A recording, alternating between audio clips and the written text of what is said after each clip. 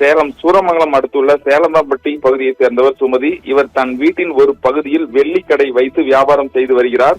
இந்த நிலையில் இன்று மாலை ஹெல்மெட் அணிந்த வந்த ஒரு நபர் கடைக்குள் அமர்ந்திருந்த சுமதி மீது மிளகாய் பொடி தூவிவிட்டு கொள்ளையடிக்க முயற்சி செய்துள்ளார்.